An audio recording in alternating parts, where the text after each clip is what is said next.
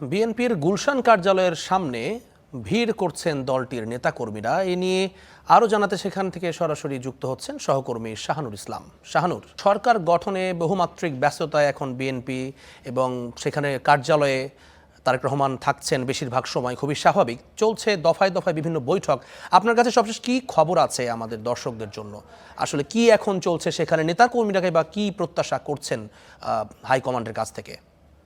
ধন্যবাদ। বিকেল থেকে আমরা এখানে অবস্থান করছি এবং দুপুরের পরে কিন্তু তারেক রহমান আজকে একটি বৈঠক করেছেন।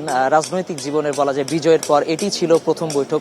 সেখানে বিভিন্ন কথা নিয়ে আলোচনা করেছেন, জানাচ্ছিলেন যে এই বিজয় শুধু বিএনপির নয়, বরং এই বিজয় গণতন্ত্রকামী সকল মানুষের বিজয়। এবং তারা এমন এক সময় দেশের হাল ধরতে যাচ্ছেন যেখানে অর্থনীতি ভঙ্গুর অবস্থায় রয়েছে, পাশাপাশি জনগণের জীবনমান তলানিতে পৌঁছেছে, পাশাপাশি আইন শৃঙ্খলার ব্যাপক অবনতি হয়েছে। সুতরাং সব মিলিয়ে বিএনপি ক্ষমতায় এসে প্রথমে জনগণের যে জীবনমান তলানিতে পৌঁছেছে, জনগণের জীবনমান উন্নয়নে কাজ করতে চায়, পাশাপাশি আইন শৃঙ্খলার যে অবনতি হয়েছে সেগুলো নিয়ে কাজ করতে চায়। এবং জানাচ্ছিলেন যে জনগণের ভোটে যেহেতু বিএনপি ব্যাপকভাবে সংখ্যাগরিষ্ঠতা লাভ করেছে, জনগণের জীবনমান উন্নয়তে যেই পদক্ষেপগুলো নেওয়ার প্রয়োজন সব পদক্ষেপগুলাই বিএনপি নিতে চায়। এবং বিভিন্ন দল, যারা রাজনৈতিক দল অংশগ্রহণ করেছিল, 51টি দল অংশগ্রহণ করেছিল, রাজনৈতিক দলের পাশাপাশি সবার কাছে জাতীয় ঐক্যের ডাক দিয়েছে।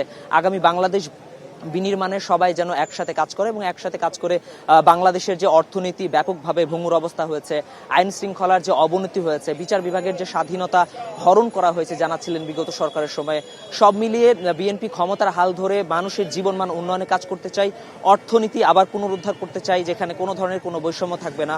জানাচ্ছিলেন যে বিগত সরকারের সময় যেভাবে বিচারহীনতার সৃষ্টি হয়েছিল, সেই ধরনের সমস্যাগুলো যেন আগামী বাংলাদেশে তৈরি না হয়, পাশাপাশি যেভাবে ভঙ্গুর অর্থনীতি তৈরি হয়েছে সবগুলো আসলে সমাধান করতে চায় বিএনপি সরকার ক্ষমতায় আসে।